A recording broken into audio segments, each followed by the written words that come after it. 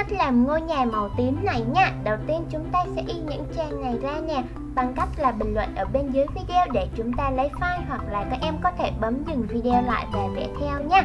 Hoặc là các em có thể tham khảo hình ảnh ở trên mạng và vẽ theo giống như chị cũng được nè. Sau đó thì chúng ta sẽ sử dụng băng keo trong nè để dán mặt trước và mặt sau. Rồi các em sẽ dùng kéo để cắt tất cả ra nha. Và đây là tất cả của ngôi nhà hôm nay nè, rất là nhiều luôn đúng không nè? Và đầu tiên chị sẽ hướng dẫn cho các em cách để dán những cái trang nền này lại trước nha. Các em sẽ sử dụng hồ khô, băng keo hoa mặt hoặc là hồ dán đều được nhé.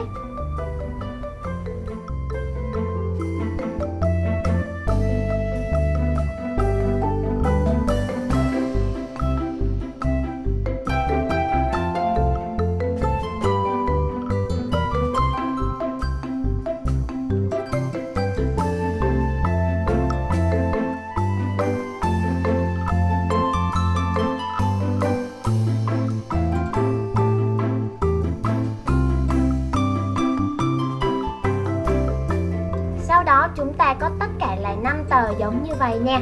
Và rồi các em sẽ ghép 2 tờ này lại với nhau bằng cách là sử dụng băng keo trong nha.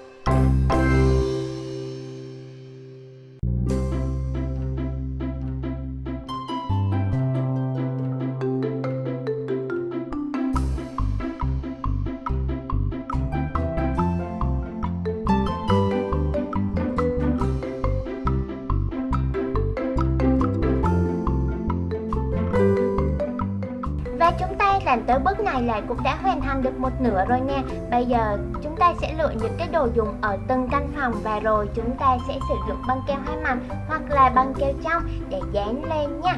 Chúng ta sẽ trang trí cho từng căn phòng của mình theo sở thích của mỗi bạn nhé.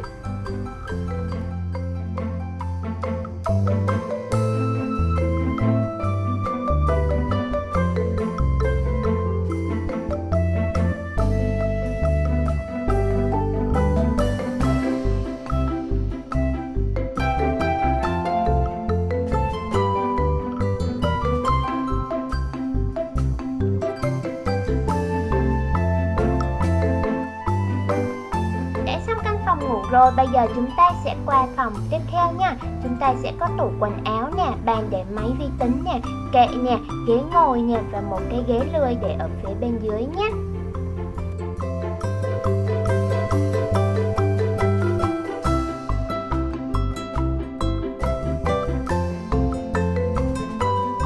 Để dán cánh cửa có thể mở ra và đóng vô, chúng ta sẽ sử dụng băng keo trong nha.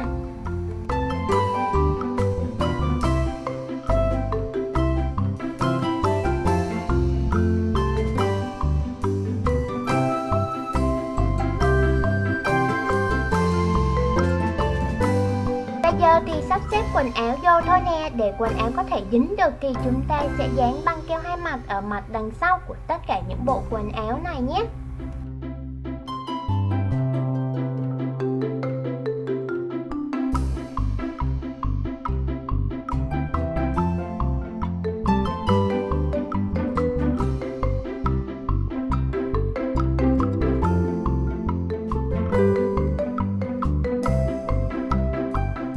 Phòng tiếp theo là một căn phòng livestream và phòng khách nè. Bây giờ các em hãy bấm dừng video lại và chúng ta có thể tìm xem những đồ dùng sẽ sử dụng trong hai căn phòng này nhé. Và các em cũng sẽ sử dụng băng keo hai mặt để dán ở mặt đằng sau của tất cả những đồ dùng nha.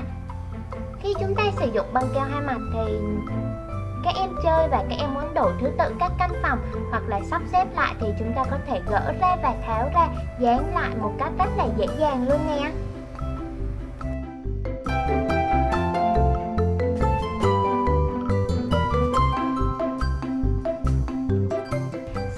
Bây giờ giờ chúng ta sẽ đi qua phòng ăn thôi nè. Chúng ta có một phòng căn phòng bếp với một tủ lạnh đầy đủ tất cả các món ăn luôn nè. Và chúng ta còn có một cái bàn ăn rất là dễ thương nè. Các em hãy bấm dừng video lại và chúng ta xem những đồ dùng cần có của căn phòng bếp này nha.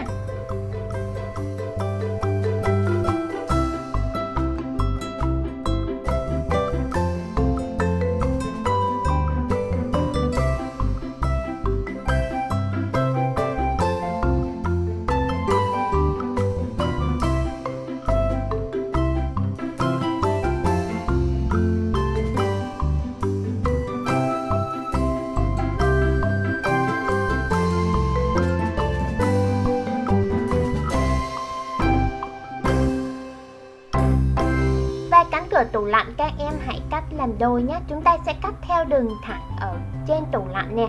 Sau đó thì chúng ta sẽ sử dụng băng keo trong để dán hai cái cánh cửa tủ này vô ha.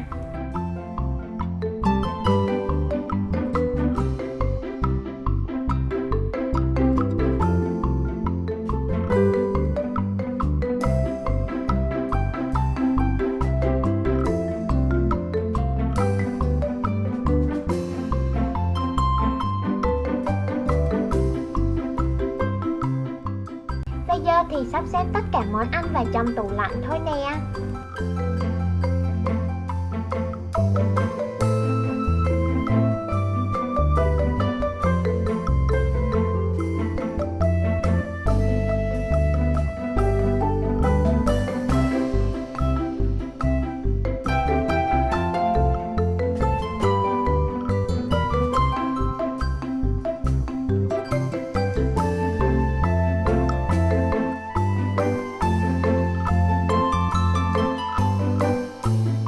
Những đồ dùng còn lại chính là của căn phòng tắm và nhà vệ sinh rồi nè.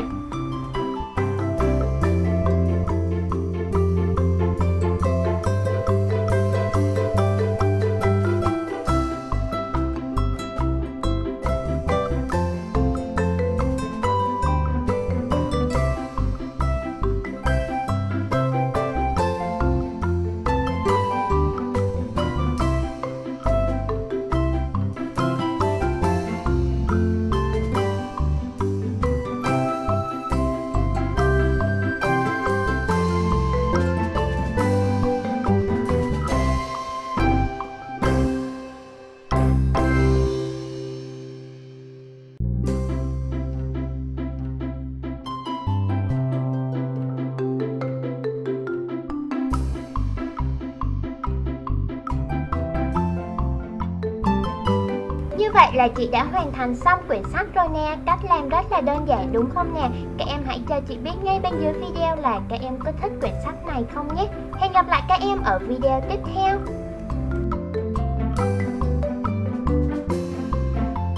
Nếu các bạn yêu thích kênh thì hãy nhanh tay đăng ký nè, like và share để ủng hộ kênh nhé.